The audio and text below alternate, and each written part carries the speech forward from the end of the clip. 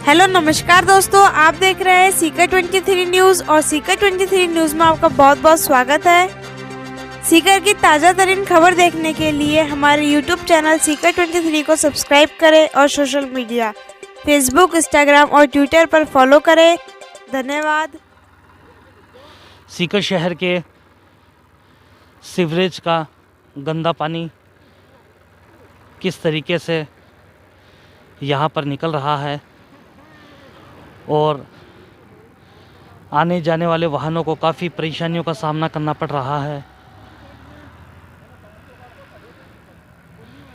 यहाँ की बदबू इतनी ज़बरदस्त, इतनी ख़तरनाक है कि आदमी यहाँ 5 मिनट नहीं खड़ा रह सकता है।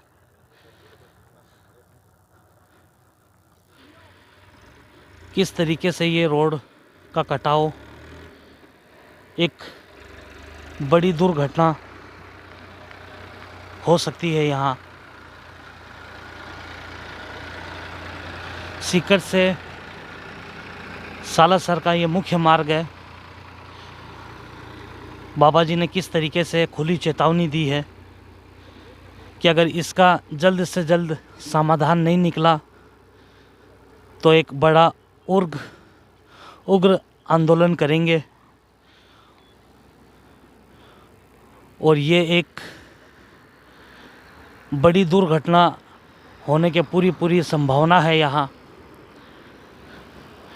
पानी का कटाव, सड़क का टूटना, अगर यहाँ से गलती से अगर कोई बड़ा वाहन गुजरता है तो एक बड़ी दुर्घटना हो सकती है।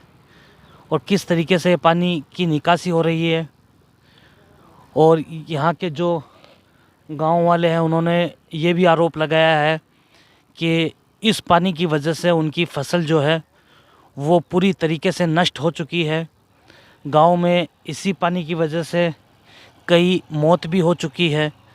और चलेंगे देखेंगे कि यहाँ के जो इसके जो नज़दीक जो खेत है और ये जो पानी उन खेतों के अंदर जो पहुँचता है उससे खेतों के ऊपर और फसलों के ऊपर क्या प्रभाव, क्या असर पड़ा है।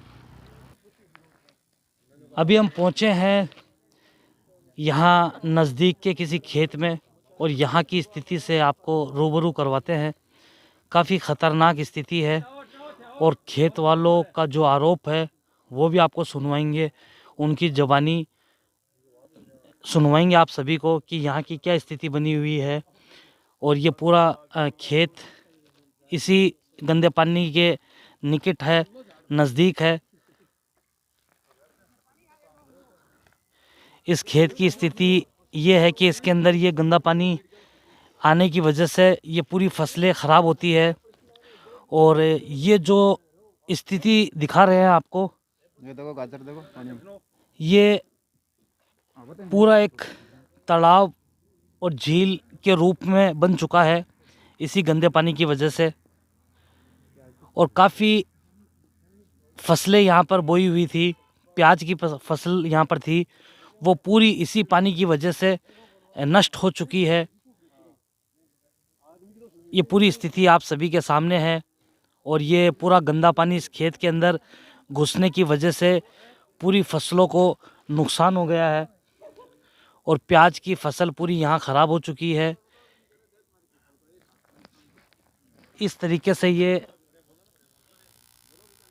ये जो मिट्टी का कटाव दिख रहा है, यहीं से ये पानी अंदर घुसता है और इसने एक झील की और एक नदी की शक्ल में ये तब्दील हो गया है। और जानेंगे यहाँ के जो खेत के जो मालिक है, यहाँ के जो आसपास के जो लोग हैं, उनसे जानेंगे कि किस तरीके की स्थिति है और उनको किस प्रकार का नुकसान हुआ है। इन सभी चीज़ों के ऊपर उनसे चर्चा होगी। हमारे साथ मौजूद हैं यहाँ के नज़दीक, ये जो खेत के जो नज़दीकी लोग हैं, जो स्थानीय लोग हैं यहाँ आसपास में जो रहते हैं, जिनका ये खेत है, उनसे जानेंगे कि ये फसल इन्होंने किस चीज़ की एक फसल बोई थी और कितना इनको नुकसान हुआ है ये पानी आने की वजह से। तो जानेंगे इन्हीं से। महिला हमारे साथ में मौजूद है। जी बताइए। सर, हमारी इस फसल का बहुत ज़्यादा नुकसान हुआ है और इस फसल के जैसे हमने प्याज फसल बोई है, इस फसल के जिम्मेवार नगर परिषद होगी। हमने बार बार वहाँ ये डोड़ा फोड़ देते हैं या फूट जाता है गंदे पानी का। बार बार हमारे बच्चे डेंगू से बीमार होते हैं, हर तरह की यहाँ बीमारी होती है। सब सीकर शहर की गंदगी यहाँ आके ही रुकती है। इस पानी का कोई गैला समाधान नहीं हो रहा है। और आज हमारे इस फसल में इतना नुकसान हुआ है, कांदे प्याज सब की, इसका जिम्मेदार सिर्फ नगर परिषद है। हमारा जल्दी से जल्दी समाधान करने, नहीं तो हम नगर परिषद के सामने आके महिलाएं सारा धरना दे के बैठ जाएंगे। तो आपकी ये जो फसल जो खराब हुई है गंदे पानी की वजह से, ये कितनी थी ये फसल? ये 5 बीघे की हमारी ये फसल थी और ये सारी हमारी इस गंदे पानी से नष्ट हो गई है। अब इसके जिम्मेदार, इसका हमारे को मुआवजा कौन देगी बताओ? हम तो गरीब, इस कोरोना काल में कैसे ही ब्याज में पैसे उठा के हमने ये खेती बुआई है और अब इस खेती के अंदर अब ये हाल हो गया गंदे पानी से। बताओ अब इसका मुआवजा कौन देगा? अगर इसका कोई हल नहीं निकलता तो फिर आप आगे क्या? हम नगर परिषद के सामने जाके और हम महिलाएं सब धरना देगी। और हमारे बच्चे भी यहाँ में डेंगू में इतनी बीमारी पनपते हैं, इस गंदे पानी की बदबू आती है, गंदा पानी इधर आते हैं। हमारे बच्चे सुबह सुबह स्कूल जाते हैं तो वहाँ पानी से क्रॉस नहीं कर पाते हैं, बच्चे स्कूल नहीं जा पाते हैं। वहाँ साइकिल मोटरसाइकिल वहाँ गिर जाते हैं उस गड्ढे के अंदर। तो हम बहुत परेशान हैं इस पानी से।